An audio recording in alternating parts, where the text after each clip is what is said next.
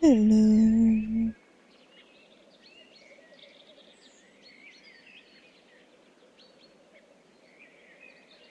Am I live on the second channel? I don't think so. Let's fix that. I hate that it just randomly goes. Oh, I am? Why is it not showing that for me? There we go. Okay.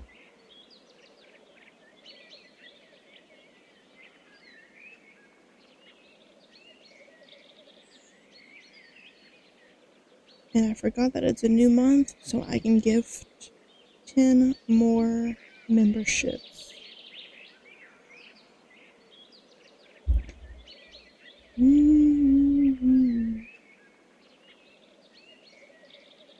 don't know how those work. Does it gift? I don't know which level it gifts to.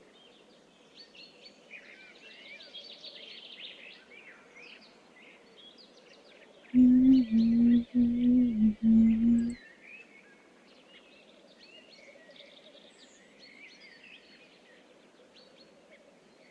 guess I'll figure it out. Let's see. Memberships.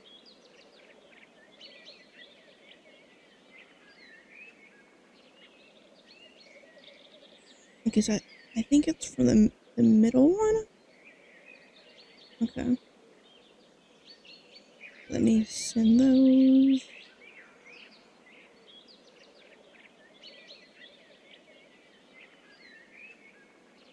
And then another 5.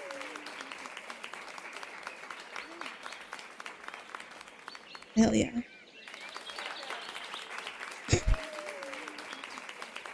I don't know why you can't just do both 10 at the same time.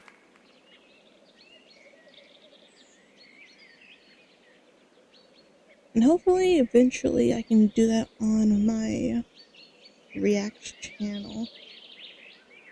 I don't think I can give any on that channel just yet.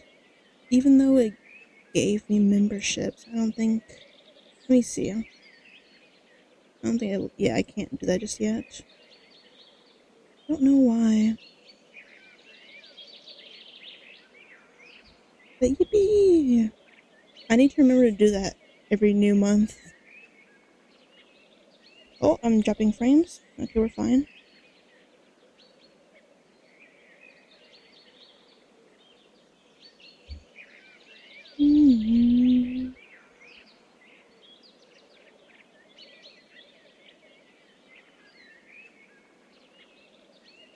Let's see.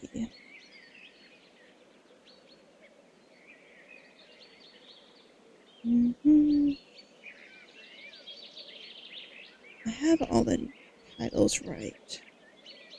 Right? Yeah.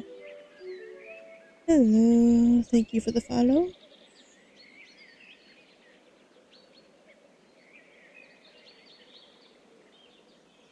Hello, hello. Thank you. I will hydrate. 20. 16. 15, 14, 13, 12, 11, 10, 9, 8, 7, 6, 5, 4, 3, 2, 1. What? Close that. Hello, VOD. Hello, chat. I am good. I need to move over a little bit. There we go. Okay. Hello, VOD. Hello, chat. It has been 2 days. I did not go into a coma after 30 hours of not sleeping. I think I had like 6 hours after that. I was going to stay up another night, but I passed out. But that's not why I haven't streamed. I realized a little too late I had nothing edited for my main channel, so I had to edit a bunch of clips for that channel. What? Hell yeah. Nice, nice. Thank you for joining. Thank you for joining. Hello, hello. Uh, my schedule is very random, so it's impressive people can manage to catch one of them. But I think this one might be a bit of a short stream, because I think I'm just gonna do like maybe 3 videos, because I mostly just need to have a video for tonight to edit, and that's mainly the thing I need to do. And then tonight I will uh, do as many arch fight attacks as possible, because this month I'm focusing on reacts and art. Yeah, nice, nice. But yeah. Do I have any updates? Oh yeah, I have one. Let me check my notes, because I wrote it down when I woke up. Let me check it. This is the first time. No, it's not. I've had one dream before about stream, but last night I had like a super realistic dream about stream, where my mic just wouldn't work. Like, my mic just did not, it was muted, but it wasn't. And I was playing some kind of game, like I think like a gotcha game in my dream. And for some reason, a, a, a like Fillion themed character showed up. And I remember commentating at that. Yeah. The reason why I know it's a dream is because I would never play a gotcha game. That's the only reason why I can tell it was a dream. But, like, it was so random. But I think that's the only time I've had a dream that involved my model at all. Because the last time I had a streaming dream, it was about me, like, doxing myself. Yeah. I would never play gotcha. I just gamble in real life. Like a real bat. But yeah, that was a weird dream. Still, unfortunately. Yeah, fair enough. Well, my dreams versus nightmares are leagues apart, so I would consider that still a dream. I am still trying so hard to lucid dream again. I had how many? I think I had two. I had 3 lucid dreams like last month or the month before, and I've had no luck since. Yeah, but the way it was a funny way to dox myself, because I think in the dream I was like doing some kind of like phone game, so I was screen capturing that, and then like a notification for like my personal account like showed up and doxed myself in the dream. Damn. Yeah. I've had dreams where I knew it was a dream, but like those 3 ones, I completely had like full control and could like change stuff around me, and I made someone appear. So it was so cool. I want to do that again. Yes, yes. Now I know never to do that.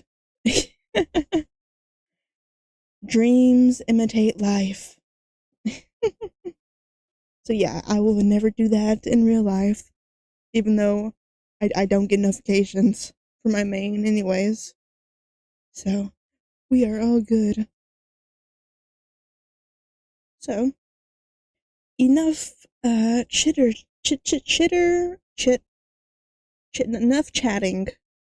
We shall get to like the main thing, because I need to edit a video for like I've never had a puzzle game. I have to have like a video done in like 4 hours. So let's get to recording the videos so I can edit them. So probably a very short stream, maybe an hour, if that. I'll try to get 3 videos in. For casual geographic. There we go. Okay. It has been a minute. Hello, hello.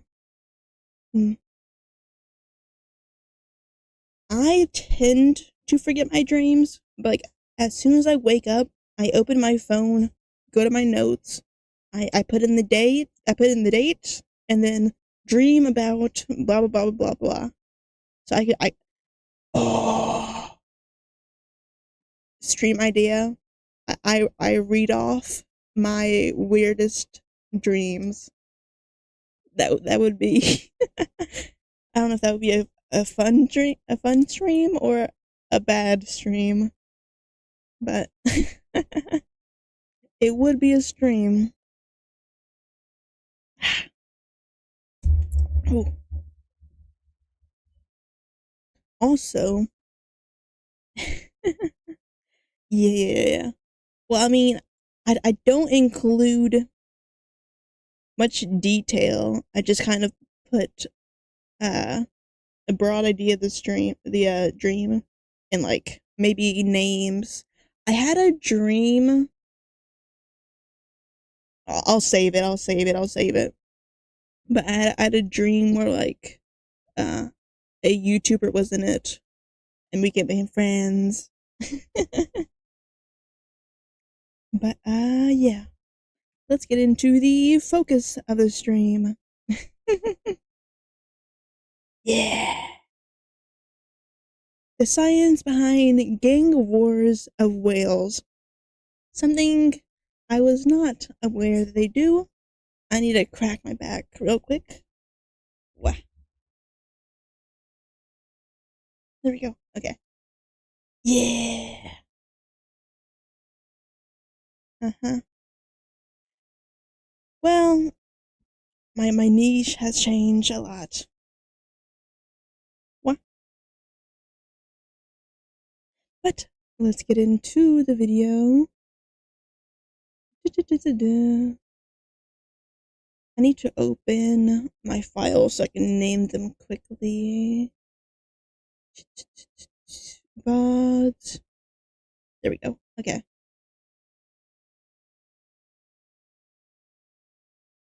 There we go. Hello, pumpkins. Hello, VOD. Hello, chat. That is not a YouTube intro. That is a stream intro. Ooh, I love the ocean. I do not have a fear of it at all. But hello, pumpkins. Hello, YouTube. My name is Mistic, and welcome to Mistic Reacts. Today we are watching a video by Casual Geographic. The science behind gang wars of whales? I did not realize they had gang wars, but I wonder how they decide who wins? I don't know. I've never fished in the ocean. I've only gone on like boats and ships and like just swimming. I have fished in like small lakes before. Not the ocean though. I've seen people fish in the ocean. I saw someone fish like a shark once. But let's get into the video.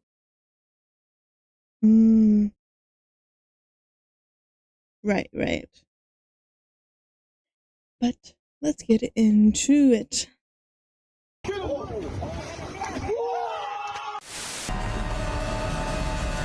I don't know if that's as loud as it is for y'all. Well, actually, I know it's not because I have it lowered on y'all's end. Okay. Oh. No! I like sharks, not whales so much. The ocean is the world's oldest hood, so makes sense that the gang wars of the animals in it are titanic. There's Avengers levels of conflict happening under the waves, and in the center of it all is Sea Thanos. The orca's range is everywhere. Its diet is everything. Their breeding season is a day that ends in Y. They hunt whenever and no one ever hunts them. Or this orca is really that guy. It's an apex evolutionary attack dolphin, known to give great white sharks PTSD, and scare the literal, no figurative feces out of the biggest predator alive. We'll get to that. The cetaceous sea panda is an intellectual vibe check with a street name. Is that a leopard seal? A name they got after ancient whalers watched what a barcoded armada could do to a barnacle bus stop. With the size, intelligence, and power of friendship, the whale killer might just be nature's favorite, and there's virtually nothing on the ocean census that can't get orked.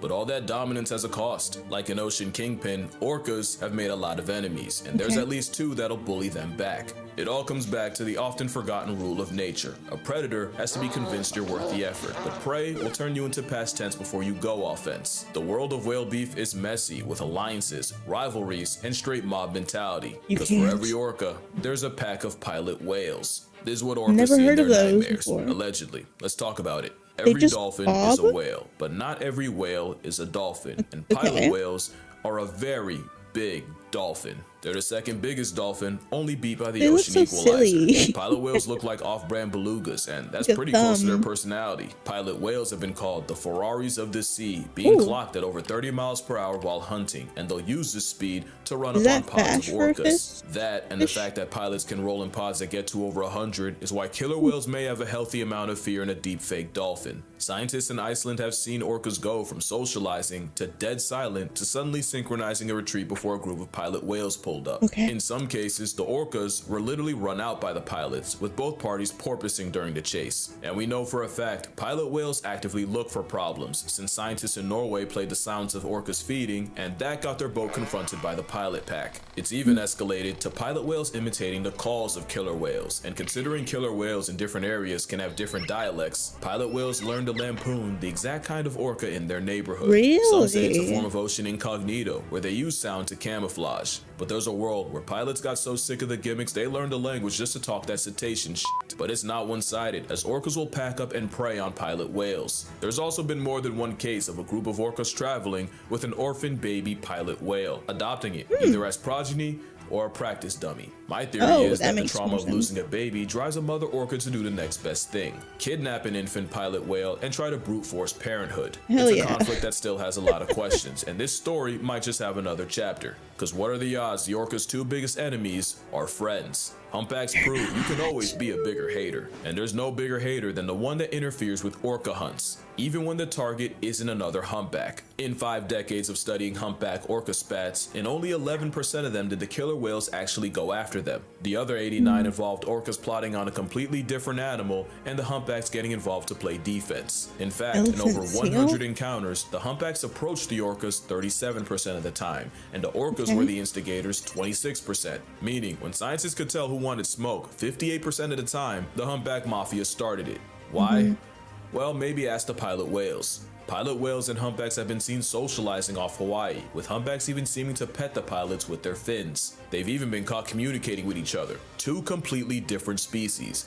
And it's not an accident. About 200 instances of whales and dolphins interacting were recorded across 19 different species, and what was found was that not only were a third of all humpback encounters classified as positive, with the whales seeming to seek out the dolphins, humpbacks were way more dolphin tolerant than others like the blue, fin, and northern white whales. And let's not just slide past the interspecies communication. That is wild, and who knows what they're saying. They could be plotting the most devious hit on an orca. There's no Rosetta Stone for that. Of course, that's a joke. One, because I don't believe they have their version of a white pointy robe pep rally to plot against an apex predator, but also two, humpbacks aren't exactly immune to the habits of a pilot whale. According to the Latin American Journal of Aquatic Mammals, pilot whales often rage bait humpbacks, with short-fin pilot whales seen antagonizing the humpback variety off Puerto Rico, harassment that the whales were visibly stressed by. One sighting saw a gang of pilots approach a pod of humpback whales, with the humpbacks reacting by trumpeting and tail slapping. Basically a cetacean crash out. One theory says the pilot You whale wanna is fight, a man? kleptoparasite You wanna whose meal fight? prep involves harassing a humpback into stress regurgitating its last meal so the pilot can swoop in for the steal. Mind you, humpbacks in Puerto Rico probably haven't Not eaten as good since as they were in the our Arctic, so bait. it's like picking a fight with a Muslim dead in the middle of Ramadan. In the Mona Passage off Puerto Rico, a bunch of pilot whales pulled up to harass a humpback pod until the humpbacks dove underwater and resurfaced a distance away, until the pilots peeped them and went over to choose conflict again. This cycle continued like a game until the humpbacks I'm trying eventually to left the keep area, up so and chances hard. are a game is exactly what was happening. Some genuinely believe that pilot whales mess with other whales for fun,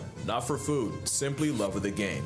They're Hell just being yeah. dicks. And humpbacks are the whales that tolerate them, but what they don't accept is anything orca. In 2012, a pod of orcas murked a gray whale calf, but the plot twist was the 14 humpbacks that rushed in to back up the 2 already on scene. And what scientists saw was the humpbacks gatekeeping the killer whales, with one even putting himself next to the past tense calf and wailing out anytime an orca got close. For 6.5 hours, the humpback hood calorie blocked the orcas, even ignoring an enticing swarm of nearby krill to remain to float on business. You see, orcas don't go after humpbacks often, but when they do, it's usually targeting a calf with its mother, which usually involves separating them and reverse baptizing the baby. The thing is, adult humpbacks are much less fearful of a monochrome mammal Really and are just triggered spawn by the camping sounds the of an orca kids, hunt huh? and will come swimming, especially since any young humpback in the area are likely a relative of their My own. male's So they're on optic sight, scope. well, on sound with orcas, even if the target ends up being a Pacific placemat. Because the lesson every humpback learns is, no orca alive shall prosper. That's on pod. Mind you, not all killer whales are whale killers. Only about 10 to 15% of them are mammal-eating killer whales, meaning humpbacks might just be profiling. They see color. 2 in particular. But if humpbacks could see everything killer whales do, they'd probably let them slide a lot more. Humpbacks have more than a zebra to stress about. In 2017 in Mossel Bay, South Africa, scientists watched an injured whale get jumped by 8 great white sharks. It's not often, but great whites will pack up the young, Overkill sick, much? or injured, especially during migration. It's rare, but the chances aren't zero. Unless an orca's around. That wasn't a joke earlier. Orcas legitimately give jaws PTSD, and it's scientifically proven that great whites will abandon even favorite hunting grounds for up to a year if they even sense a giant oppression dolphin once. In fact, the number of great whites has flatlined in many places off South Africa, like False Bay, so low that it's legitimately affecting tourism. And one of the biggest non-human reasons might be orcas. 2 in particular. What? People go somewhere to see sharks? Really? That's a tourist issue? I thought sharks kind of hurt tourist areas. Interesting. And one of the biggest non-human reasons might be orcas. 2 in particular. Since 2015, port and starboard have been raining hell on the whites, with many late great shark carcasses washing ashore with missing livers, including a 16-foot female named Khaleesi. These 2 orcas in arms have terrorized sharks of any species. In 2023, the duo life-deprived nearly 27 gill sharks in one day, and starboard might be the biggest menace. Fun fact, starboard is the first orca ever recorded murking a great white shark by himself after eviscerating one in less than 2 minutes completely solo. Port and starboard are named after how they tend to split the sharks they kill, left and right. That's not true, it's based on their fins. But for about a decade, these 2 have been violating sharks without remorse, recourse as a final course to force soul divorce, not to beat a dead horse. But killer whales ironically do humpbacks a solid, as the South African rest stop of their migration now has way less sharks. But we've known that sharks tend to get their cookies taken by orcas, but great whites can also get sent packing by their own prey. It's well known that a sea lion to a shark is basically a chew toy, with one fur seal having no chance against a 16-foot, 2,000+ pound bioweapon. But this movie has an alternate ending, with gangs of fur seals mobbing hunting sharks. Imagine getting chased out of a drive-thru by a horde of homicidal hot dogs. That's just sharks' reality. It's the same mob mentality humpbacks use on orcas, and fur seals will press a great white into retreating back to sea. This weaponized friendship has been clocked all the way back to 2005, with a group of adult male Australian fur seals jumping a great white shark that wandered too close to the colony's pups. but orcas might have just lit a fuse under the fur And seals. The did the decline of great seals whites in win places like False Bay against may the have shark? honestly boosted the confidence of the seals. Not only do they It now was a act hiccup. way bolder, studies showed that the stress hormone levels of fur seals in False Bay went down as the shark numbers did. Orcas might take the seal out to sea and leave it with an L, but they might have also emboldened the fur seals against their biggest op. And few realize how horrific a family of fur seals open carrying confidence can be. Yeah, I did not although they realize likely that. didn't need much, because apparently seals can't get along with each other. In Hello. many places, elephant and fur seals cross paths. Okay. And they do not get along. They're both pinnipeds, but technically fur seals aren't Pinnipeds. true seals. They're actually closer to sea lions. Elephant seals see all that and choose to be the world's biggest bigots about it, since some have a bad habit of using baby fur seals as chew toys. Buffle is a 14-foot migrant that annually shows up on Cape Town beaches, where he has a yearly tradition of using young false seals as stress balls for his mouth. One elephant seal was caught grabbing a pup, making a disturbingly literal baby shower before swallowing it whole. Clearly, fur seals have way more to worry Baby about than just shower sharks, of but your sharks might not blood? have a bigger enemy than dolphins.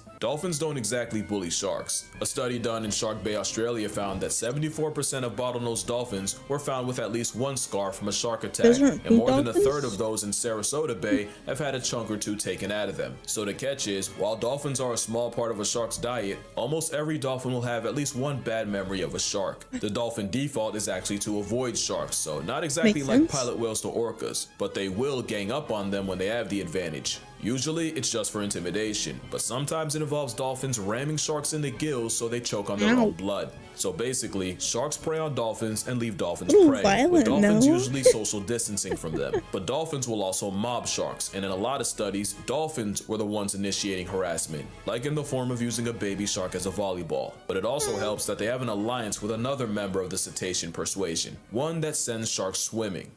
Or at least it would, if it wasn't a false killer whale.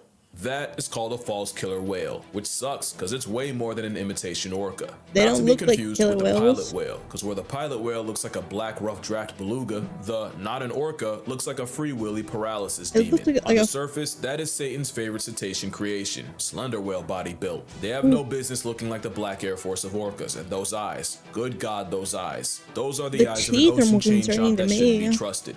And that's why you don't judge a whale by its mugshot. False killer whales will often form relationships with other dolphins, especially bottlenoses. These bonds can last years and cover hundreds of ocean miles, especially in New Zealand, where falsies will actively seek out dolphins, not just to hunt together, but to play too. And scientists swear that individuals can recognize each other even after years of separation. In fact, false killer whales and dolphins will often merge pods to form a giant superpod up to 1,000 strong. It goes deeper, with stories of falsies responding to the distress calls of other species and even aiding other dolphins during childbirth. As close as you think pseudo-orcas and bottlenoses are, they're closer. How close? Well, when a male falsie and a female bottleface get close enough, the outcome is called a wolfin.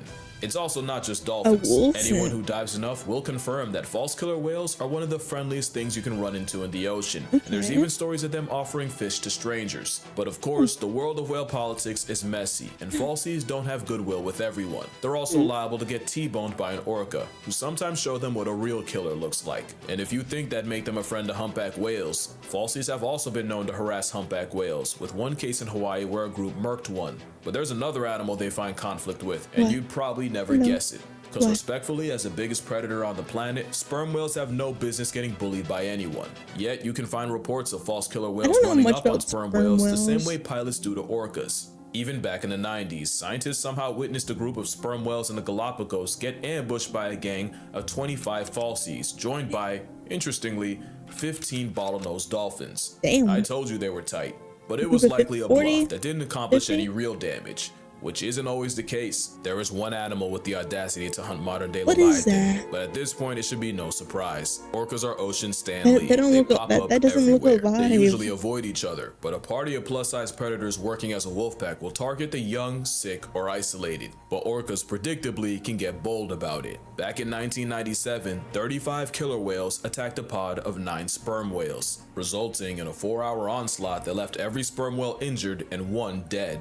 20 years later, a pod of 8 killer whales ran up on a group of 100 sperm whales off Sri Lanka. That's not a typo. Nobody died, but the audacity was nearly fatal, especially since sperm whales, for whatever reason, don't really fight back. Their main defense is to get into a formation called a rosette, with the weak put in the middle. There's that, and serving a poop slushy at orcas, since real-life mobies will also use a cloud of diarrhea as offensive self-defense. This bowel bath bomb is sometimes enough to save their lives, but it also means orcas have the ocean's biggest predators soiling themselves by the metric ton. But it seems there's one predator orcas won't hunt, and it's the most successful and most destructive one of it's us. Yeah, you know it's us. Humans, outside of a glorified fishbowl, orcas have never been known to kill a human, or at least never been caught doing it. In fact, not too long ago, there was a time where humans hunted alongside orcas, with the two working together in New South. Orcas have never done that?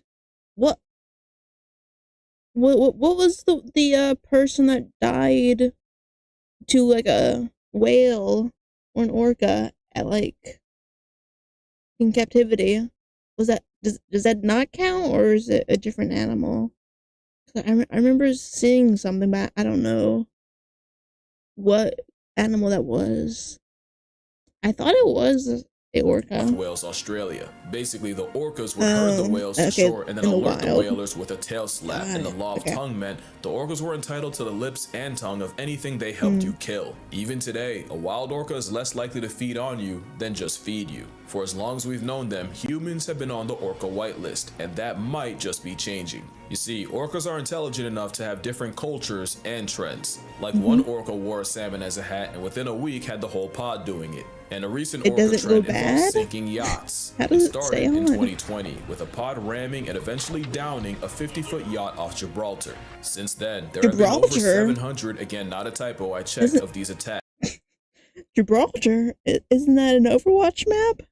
Where is Gibraltar in real life? Most of the real damage was to the ship's rudders. Mind you, some of these attacks lasted over 2 hours, so it's really looking like humpback levels of hating. Also, while researching, I realized there's more than one case of killer whales failing a hunt, only to then target the boat of the researchers watching it happen out of spite. So what are the orcas cooking? I have my theories. One is that orcas are treating hundreds of thousands of dollars worth of vessels as toys, and all it would take is one orca messing with a boat for fun and telling his homies for a new trend to hit humanity. Or it could be revenge. All that would take is one orca having a bad experience with a boat for the whole family to slide, fueled by generational rage. Especially if it happened to a grandmother, because you know the moment she brought in the pod, it'd be up for everyone. In fact, chances are they teach this same behavior to their young. There's a lot we still don't know about the ocean and all the nonsense that happens in it. But one thing I'll say every time I speak on anything dolphin is that animals aren't good. Animals aren't evil. They're just animals. Animals just trying to make it to the next day any way they can. It's not orca's fault, they're just that much better at it. Simply a skill issue for everyone else. I'm gonna keep saying it as long as there's people on Twitter saying I want them dead. So probably forever. But until then, drink water, hug your mother. If you see an orca, apologize. Doesn't matter what for, just do it. Support the whales, call your father, and I'm gonna see y'all in the next one. Hell yeah. Hell yeah. If you enjoyed the video, make sure to like, subscribe, and comment down below. What is your favorite type of whale or orca? Yeah. I would say humans are that they definitely have evil.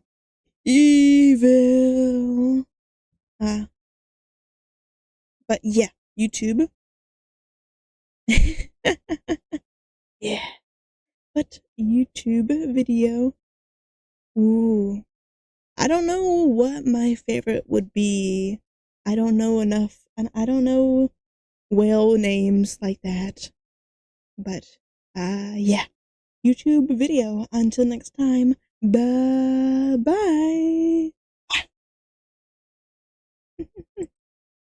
What? Okay, let me name that. And then we will get to, I think we'll do 2 more. Why do I not have the title saved? Usually I have the title saved on my clipboard. Let's fix that.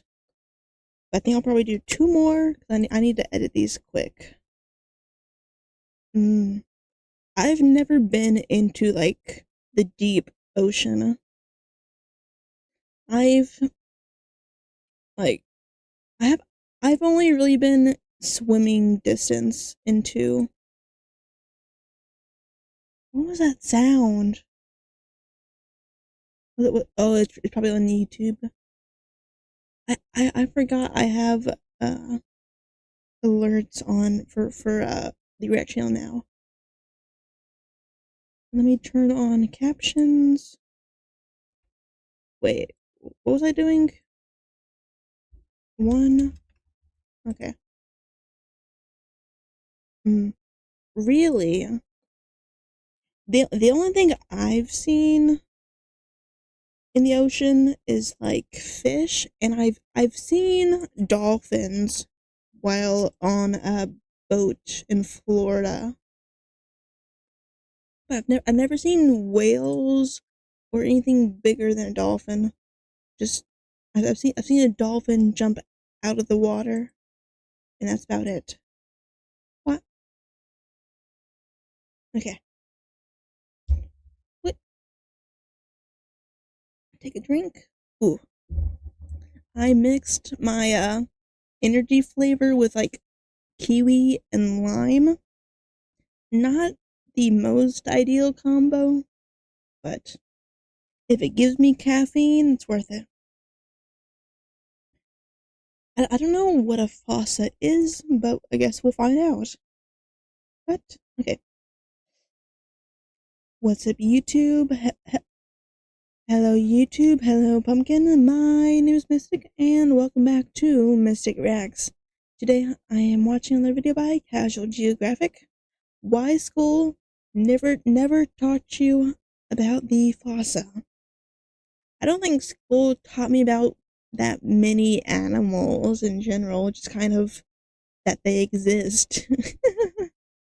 But I don't know what the fossa is, so they definitely didn't teach me about it.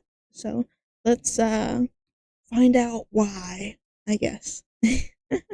And if you haven't already, like, subscribe, and comment down below fossa. Yeah. Let's get into the video. Captain's on. Yep. Taxes, and a ferocious hidden illness. 3 things school ain't teach you enough about. And unfortunately, this isn't a finance channel. Of course, we're talking about the final boss of Focus, the maligned weasel, one could say measle, of Madagascar. The Fossa. And with that, there's 2 types of people. Those that have never perceived this rough draft cat, and those that never would have if Jada's will would have rocked Chris and left him with Fresh Prince before they did 2 movies. And that might be because putting the Fossa on a lesson plan would mean explaining to a room full of children that concealed poop shoot is their actual name. Cryptoprocta ferox is their scientific tag, where ferox means fierce or ferocious, and Cryptoprocta refers to the Fossa's anus being hidden from the public. Fossas use scent glands to mark their territory, and these glands are found in the anal pouch, and this anal pouch is like a modesty garment for their brown balloon knot. That modesty got rewarded with the scientists immortalizing the big bad of Madagascar by its forbidden Fruit Loop. At least they're not alone. They could always start a support group with a platypus. The name almost becomes purposefully provocative when you realize there is one whole, no pun intended, genus named Fossa. This Fossa genus has one living member, and it's not the Fossa, because screw them, that's why. It's actually the, to be fair, closely related Malagasy civet. But the fact is, a dope-ass scientific name like Fossa fossana went to the civet, but the actual Fossa got stuck with missing butt muzzle. That's not the last or worst way they get screwed by their own anatomy. I think you know what's coming. No, I don't. But we'll get to that. Maybe the name refers to how much of a pain in the prostate figuring out what this beta-tested big cat actually was. The Fossa was first described in 1833, where they were put in the vivarid family. Not a vivid ferret, although I wouldn't blame you, but a family that has the pea smells like buttered popcorn binturong, along with civets and genets. In 1939, they were moved to a subfamily Infelidae, because folks were really sold on it being a cat. In 1945, a change of heart put incognito back with vivarids. Almost 50 years later, in 93, they got a little warmer, with a DNA study putting the Fossa at the mongoose lunch table. But it only took 2 years for someone to try to argue them back with the cats and family Felidae. An animal that hides its seat lips and a family of felines that flash it like ID should have told them the Fossa was the imposter. And eventually, something did, and they were put in the Eupluridae family in 2003. It took almost 200 years to ascertain what this unhinged roid weasel was. That still begs the question, What exactly is a Fossa? I That don't question know. takes way Fossa. too much time to answer, and it's probably why most schools don't even bother. So Or obviously I'm most going to try to do animals. it in a minute with no teaching degree. So, with In a Order minute. Carnivora, there's basically two teams, Team Cat and Team Dog. Okay. Team Dog, Caniformia, is basically all the animals you think are dogs, and you got your pinnipeds, the raccoon family, your bears, and the weasel family, aka the animals that think they're bears. Team Cat, Feliform are, well, cats, hyenas, and the mongooses. Hyenas. The Fossa is on the Feliform side, and their family Eupluridae is full of animals you've never seen before. If you can name this, you're either lying or you're Red better than me. The panda? Fossa family shares a Kind of common thing. ancestor with the mongoose mafia Not kidding. Herpestidae, and both of them are distant cousins with the hyena family. So even though I'm pretty sure I called it a weasel twice, they're actually on opposite sides. In fact, when you think about it, mongooses are the weasels of cats, and weasels are the mongooses of dogs. Eupluridae has other Madagascar predators you've never heard of because King Julian didn't scream their name loud enough. They include 6 types of Bonceras, like this ring-tailed right here, Bonceras? and also mongoose members like the brown-tailed and the broad-striped. But like I said, the closest living relative of the Fossa is the Malagasy civet that snatched its chain and took his name, but best believe the Fossa gets the last word. So what is the Fossa? The Fossa is an overgrown steroid mongoose civet understudy built like a time-shrunk cougar with the same cursed anatomy of a hyena. Nothing about animal casserole is straightforward. Even their name had to be an argument. Anyone who had a childhood like mine would pronounce it the same way I've been doing. But if you follow the Attenborough rule, Sir David would have had you saying Fossa. What if I told you both are technically wrong? Because their name comes from the original Malagasy word, and apparently the correct way to say it is foosh. Foosh.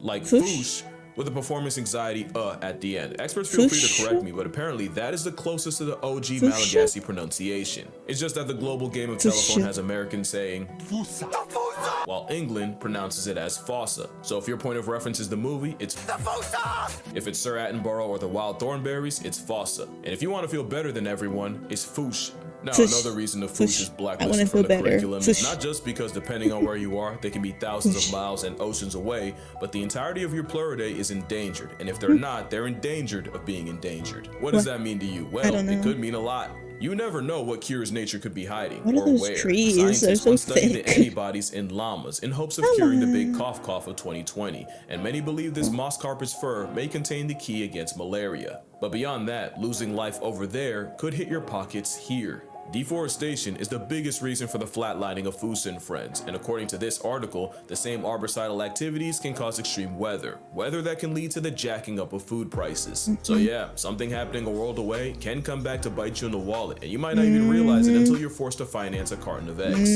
That's honestly why I feel pretty good about working with Ground News, because being informed has never been more important. Ground News is an app developed on the Vantage plan I'm using. If you use my link on screen, in the description, it don't matter, I'm flexible. Make sure you go to groundnews.com/casualgeo to subscribe. But anyway, Fossa are a lot. Actually, speaking on their name, we low-key don't even spell it right. The original Malagasy name is Fossa with one S.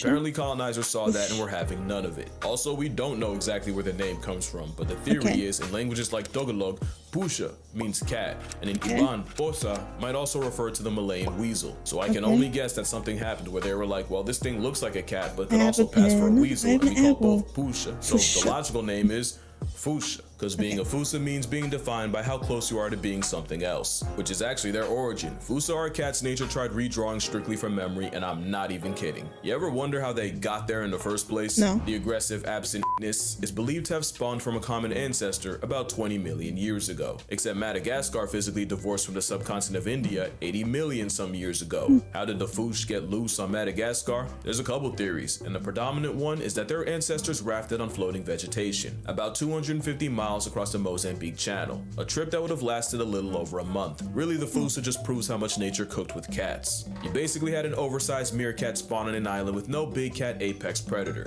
so they messed around and became one. The end game of evolving the perfect merc machine with milk is apparently cat.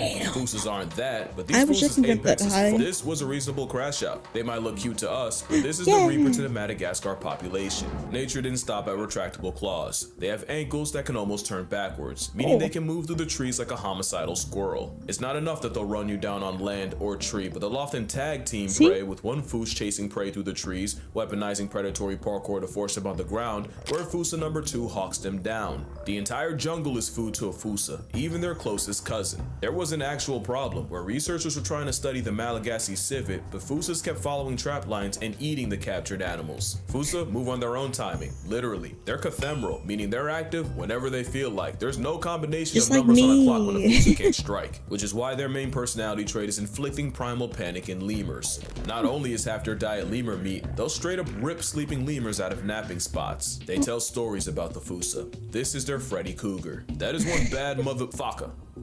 She-fucker. That is a she-fucker, and they're named after the sound they make in the face of a Fossa. Oh shit, because Fossa will eviscerate them, with scientists finding Focas life-deprived with their intestines ripped out. Fossa will flatline anything lemur, even the ones weighing nearly as much as they do. You think they give a Focka? No, they take them, straight off the senses. She-fucker, he-fucker, you-fucker, and in Fossa's eyes, anyone can get it. Millions of years being marooned on an island does things to you, and one of the consequences is Fossas do something no other mammal does. The following is strictly for educational purposes. That being said, it might just be time to put the kids to bed. Fossas can't change from girls to guys, but boy do they do everything to convince you otherwise. Fossa go through transient masculinization, where they develop the same pseudo situation hyenas got. Except with them, it involves a young female Fossa flitteris growing large enough and spiky enough to make them anatomically identical to a male. They'll even release the same musky orange product males do. The difference is, where hyenas have to pass kids like a kidney stone, eventually the Fossa's baby-making business end goes back to normal. But for a time, you really can't tell male from female. And that might just be the point. There's some things about this freak-off ferret that makes being young, female, and Fossa the worst combination. Female Fossas are highly territorial, because they'll make love in the same tree year after year. Call it the tree of life. And Fossa foreplay involves the female sitting high up in the tree, with starving males down below competing for her time. Now the thing with Fossas is, the female will spend nearly a week in the tree, where she'll be visited by several males. 4, 5, sometimes 6, 7. Some yellow lights don't get ran through that much, and there is no honor system. Males will often climb up the tree to shoot their shot, while the female's already physically occupied by another. So yeah, it's a Fossa freak-off free-for-all. Imagine the ones from the movie, but instead of feeding for food, they desperately fall over each other trying to make a baby mother, which might explain the gender bending. Young females can get put on a shirt by an older vindictive female, and put in a hearse by a horde of hormonal males. This can really be a problem since apparently males can't tell when a female is ovulating, so they just keep trying, which could kill an inexperienced female cause, well, they're not the only ones with some nonsense in the nethers. Fossas hold a world record, and that's having the largest penis relative to body size of any mammal. They somehow beat out the tapir, and I've seen one use his as a tripod and a back scratcher. But I guess a 30-inch animal dragging a nearly 8-inch nectar dispenser is notable. Educational purposes, I swear, because the sheer coital competition is why Fossas are hung like an adolescent donkey. They also have a baculum, which is a bone to allow the male to stay in the game as long as possible, even when the coach, other players, and even ref want him out. And not only that, they also have backward-facing spines on their procreation pickle, which makes retraction not impossible, but incredibly uncomfortable. Backwards. Can't even imagine how that feels. Or maybe I just don't want to. We probably wouldn't even know all this if they weren't so damn loud about it. It's also hard to miss that females can put in 14-hour shifts in one day with multiple males, or sometimes just one. Not only will a Fossa couple go at it for hours, they can spend an extra one stuck in the same physical tie dogs get caught in. Of course, this means nothing to the competition, with researchers witnessing females having to chase off males while still attached cat dog style to their last body. And sometimes multiple rivals climb the tree to fight the male while he's still baculum deep. It's straight player hating, and why Fossas do it at the very tops of the trees, like a tryst on trapeze. Some males will even play defense by guarding the female hours after they mate, especially if that male got interrupted. The couple can even injure themselves, and there's a non-zero chance the male falls and breaks his baculum. It's an entirely unpleasant process from start to finish, and if I have to know that, you do too, and if you unclick for that, I wouldn't blame you. But really makes you look at these guys different, and when your own conception is that demon-esque, unfortunately it's no surprise when they get treated like one. In Malagasy culture, there's something called fadi. My understanding is fadi are spiritual beliefs Malagasy people live by, basically cultural taboos ingrained into their society. For example, eating with a hat on, considered fadi, and the punishment is baldness. Eating while standing is fadi, and the penalty could be famine. There's hundreds of examples of fadi, and one of them actually protects the Fush. It's said that Fossas will feed on the long-expired bodies of ancestors buried in the forest, making it fadi to eat Fossa meat. But Fossa have some other freaky folklore about them, like one that says they crawl out the forest at night to steal babies straight out the cradle. Another legend tells of Damn. Fuchsias licking a sleeping person to put them in an unbreakable trance so they can disembowel them. Another says the Fussa's smell is enough to drop chickens dead on the spot, literally instant death through mustiness. But yeah, lemurs aren't the only things with thumbs that don't think much of the afterpick of an anti-drug PSA for predators. But of course, the Madagascar murder mongoose is almost zero threat to humans. To a lemur, that's a death threat, but to humans, they're just overly ambitious raccoons. Compare that to the absolute number done on the cryptic chocolate Cheerio by man, and it's no matchup. If they're not actively getting screwed over by property development, Fossa get flatlined in retaliation for preying on poultry. Not to mention many will defy fatty, as in up to half of all Malagasy communities, Fossa flesh is regularly eaten. Honestly, Madagascar as a whole is in danger, with over 90% of her forests already gone. And keep in mind, many like the Fossa are only found on the Big Red Island, so once they're gone from there, they're gone for good. Better appreciate it while it's still here, and who knows, maybe I'll take a trip down there. No promises though, I've already made too many. But as for later, for now, drink water, hug your mother, spread the Fossa word. If school won't, we will. Touch grass, call your father, and I'ma see y'all in the next one. Hell yeah. That is probably that is a very interesting animal. The Fossa. The fish. But YouTube, until next time, make sure to like, comment, and subscribe if you haven't already. And yeah, until next time, bye. What? Okay, let me name that.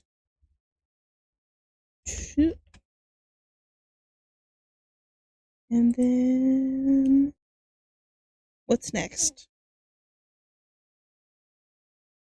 Ooh.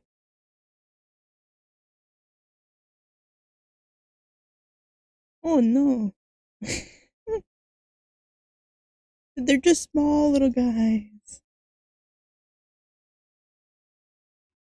Earth's oldest genius.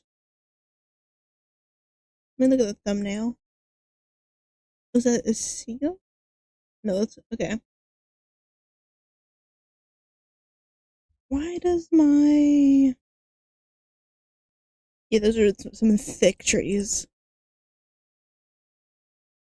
Hello.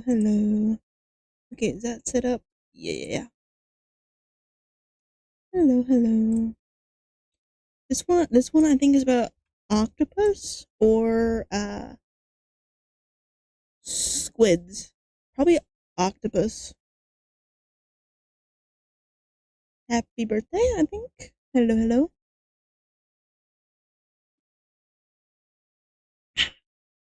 Ooh, this taste is not the best. Okay, note to self, do not combine those flavors again. But, okay. I think this one will be the last.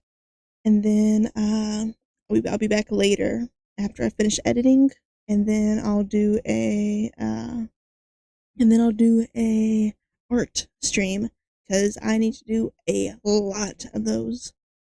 I also need to make a video for, a 1 week recap.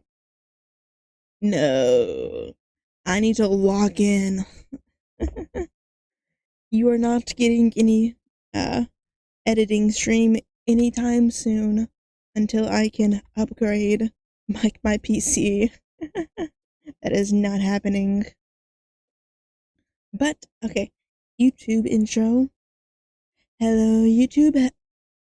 Hello pumpkin. Hello pumpkin. Hello YouTube. Hello pumpkin. My name is Mistic. And welcome back to Mystic Reacts. Today I'm watching the video by Casual Geographic. Why it sucks to be Earth's oldest genius.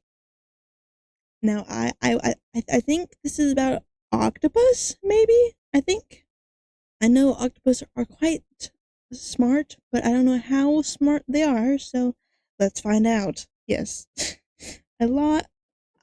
I suck at YouTube intros. Yeah. If you haven't already, like, subscribe, and comment down below. Are you smarter than an octopus? Yes or no? I know I'm not. I'm probably not. But let's get into the video. Bada bing, bada boom. Yeah, that's not happening anytime soon unless I hit the lottery. Maybe one day. Maybe one day. I cannot. I think it would beat me in a math quiz. I think a toddler could beat me at math. What? No friends, no family, no wife, no life. Underlooked, you're chronically cooked, abject, inept, disrespect, and often neglect. Are you talking about me? Or the octopus? Huh? That's a call out. Holy shit. Thank you for the follow. You didn't need to attack me like that, sir. For an animal allergic to love, nature sure did consummate their misery. The octopus is a high-functioning, overachieving tentacle slug. As a mollusk, they have a family reunion more confusing than Nick Cannon's, where they have everything from a venomous anime fighter jet to this thing. I've seen that. Which means the octopus is basically an overqualified snail that lost its shell and had to overcompensate. Now they do have a lot going for them. They wouldn't have lasted 300 million years of reverse plot armor otherwise, but call it cosmic calamari the way they get absolutely deep fried by fate. They're built like malicious compliance. Like the boss's brat demanded an octopus and the developer had no choice and did so out of spite. You're gonna learn that the animal sans a skeleton got entirely T-boned by nature.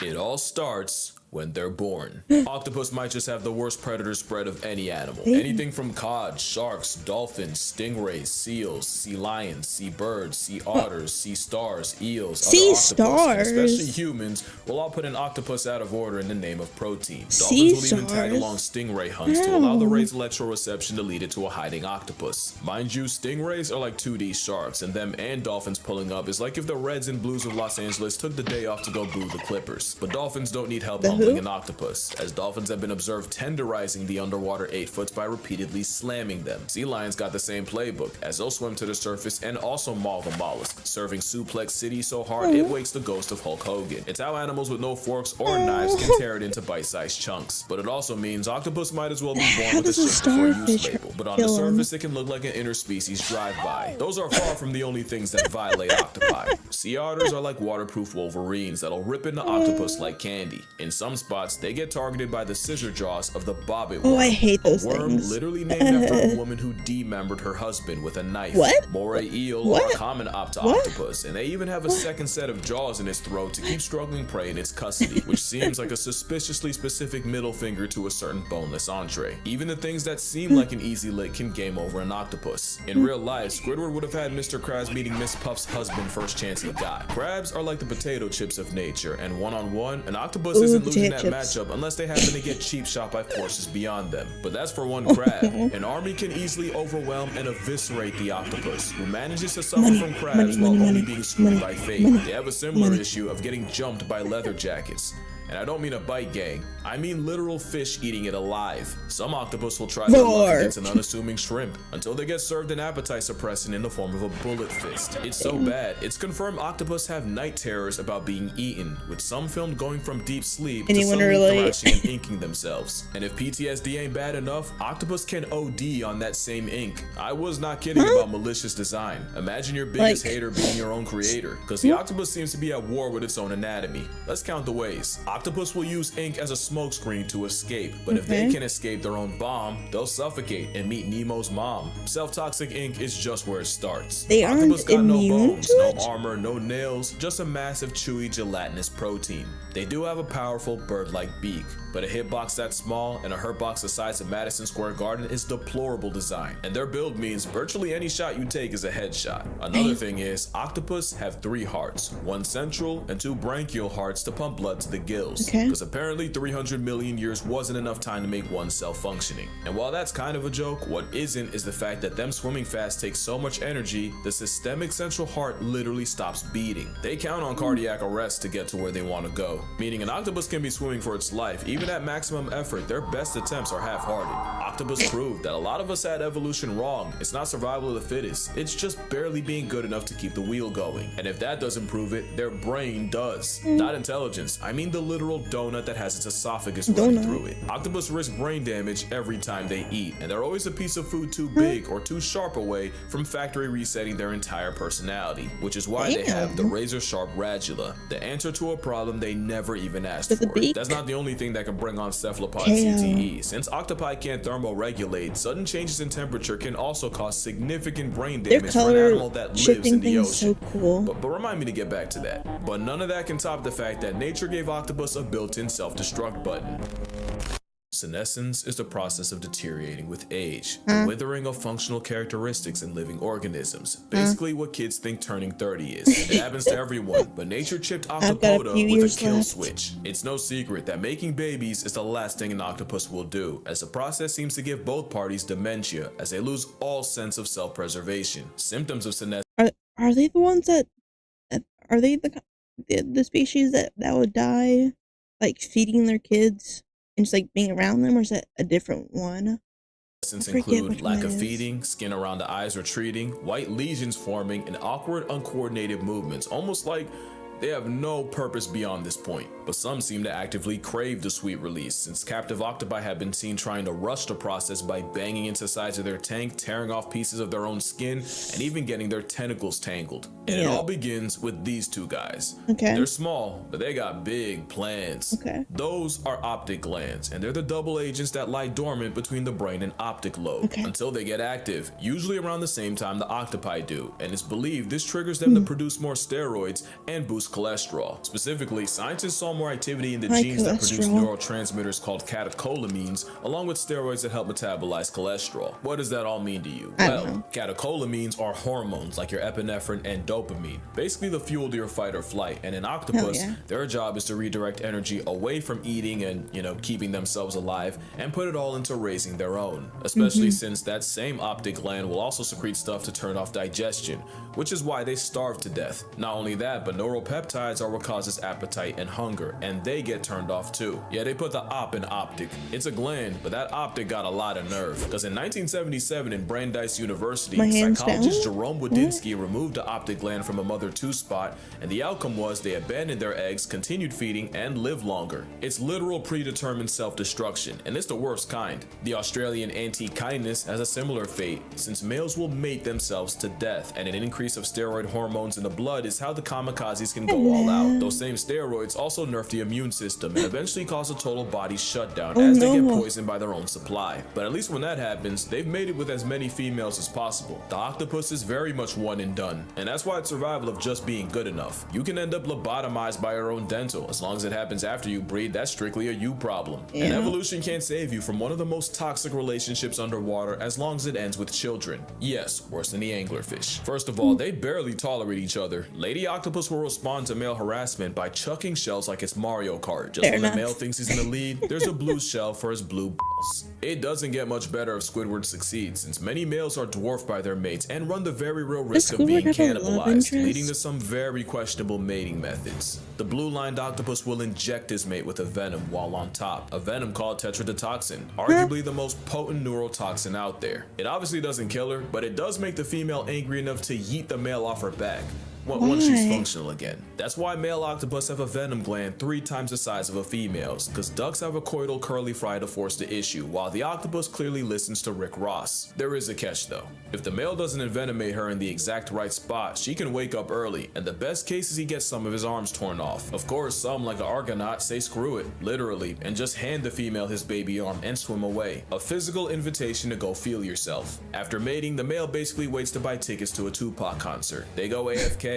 Just a catatonic state where they move like an NPC. Also, post-mating males don't return to their dens. They don't even wait for death at home. They just circle the corner anticipating its arrival in the form of sickness, starvation, or getting turned out by a predator. The mother doesn't get off easier, since she gives up her entire existence the moment the eggs come out. She'll spend all day washing them with her siphon and guarding them, all while not going out to eat once. Mothers will eat their own arms before they leave them alone for a second, and that hunger strike can last years. One deep sea octopus brooded eggs for a total of 53 months, Damn. just under 4.5 years. It was by far the longest brooding period of any animal, and she even turned down crabs offered to her by researchers. Like all octopus, once the eggs hatch, the babies swim to the surface and spend their early days drifting the current. And if motherhood doesn't murk her, the she-puss just waits for something like a pack of starfish to put her in her place.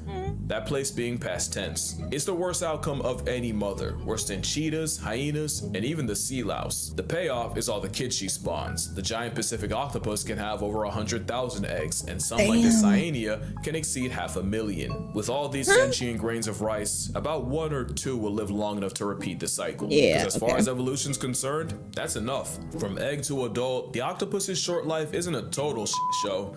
It's a septic symphony, and the biggest insult is the wasted potential. The octopus got straight up cheated. Almost like someone knew there were a few changes from an obnoxiously overqualified sigma slug seriously bending the natural order. Octopus don't have hands, but they do have arms, and they'll throw them, with reports of octopus suffocating threats like dolphins and sharks. Specifically, an octopus was caught shoving its arms down the gills of a pajama shark, nearly putting it to bed permanently. And speaking of sharks, that matchup isn't as one-sided as you think. In a Seattle aquarium, one octopus earned himself solitary confinement, and the reason was staff kept finding the bodies of dead, butchered dogfish sharks all over the tank floor until cameras caught the neighborhood octopus murking any sharks that were put in the tank with him. Octopus will square up with sea lions with everything they have, and even ship-sinking stellar sea lions can struggle with a vindictive hors d'oeuvre. Even the symbol of America can get it, and there's at least one seagull with octopus in its obituary. Not to mention Neptune's hitman has enough awareness of human anatomy to attempt to play hangman. But the octopus's biggest flex is their shape-shifting. Octopus have the ability to change colors, despite being colorblind. It's sad that their skin may be sensitive to hues, shadows, and colors around them, and can conform to their environment. Some, like this cyanea, can make hundreds of transformations in a day. How do they one do that octopus for does this colorblind? on steroids. The mimic octopus can not only cosplay as other animals, it'll purposely exploit their own fears. If a mimic's getting harassed by some punk-ass damselfish, it'll take the form of a venomous sea crate. And if the block's real hot with predators, the mimic mirrors the biggest threat in the area: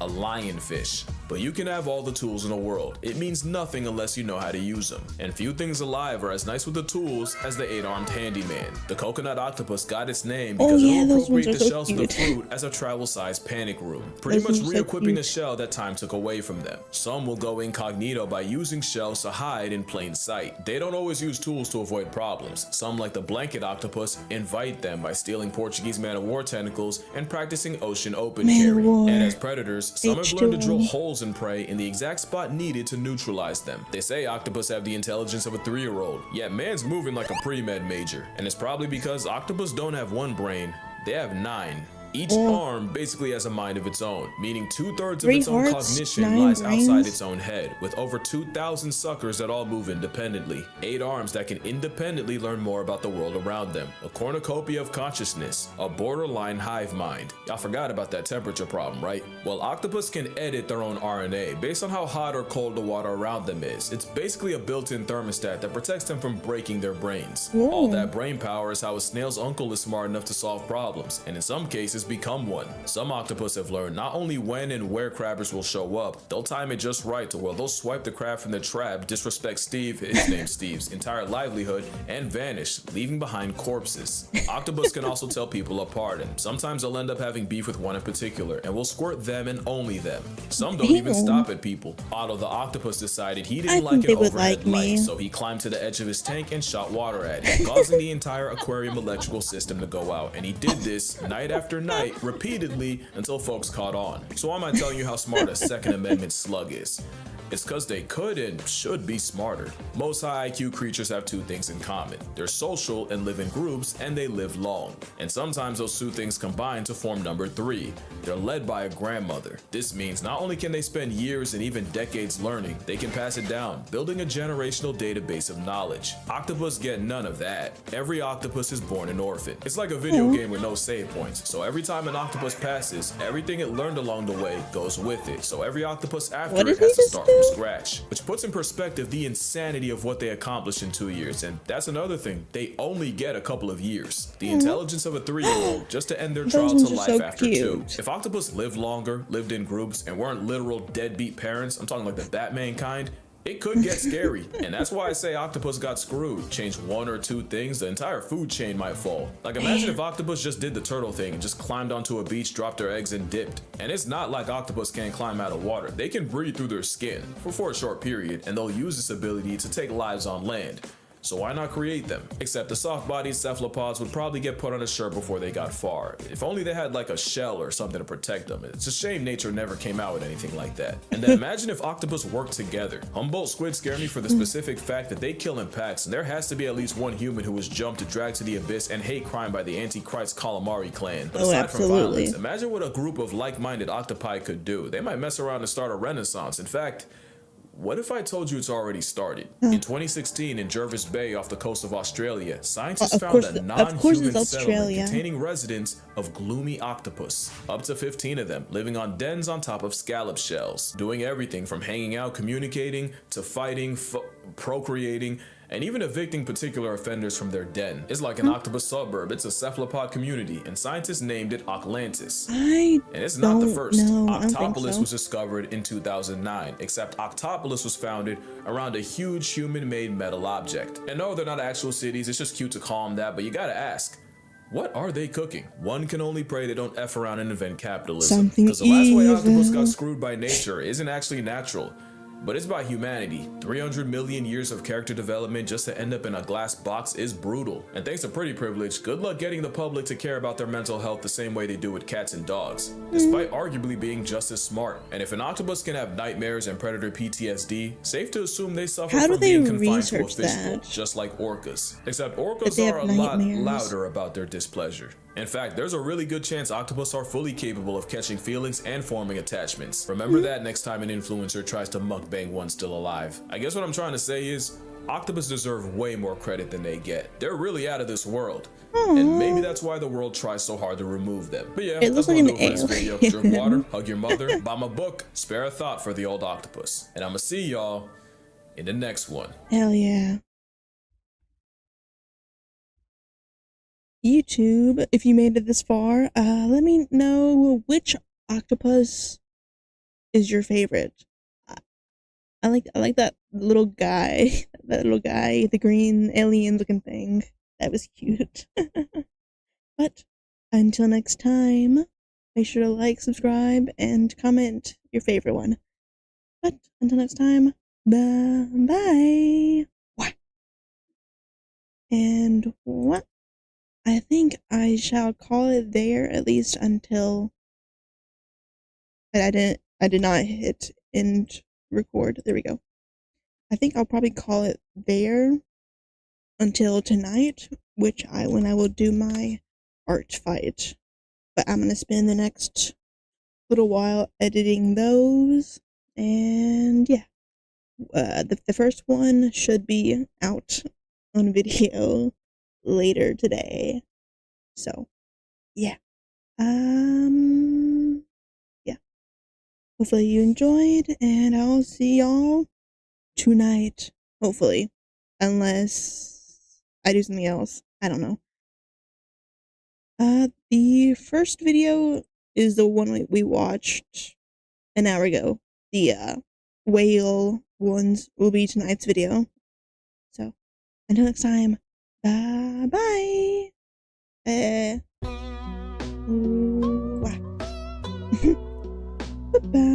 bye.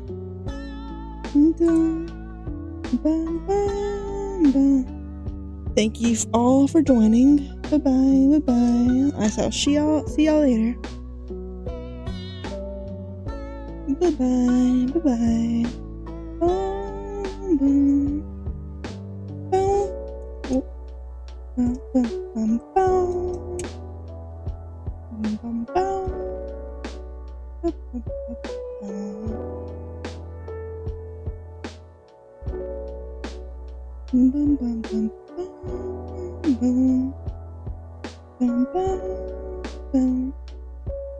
Bye.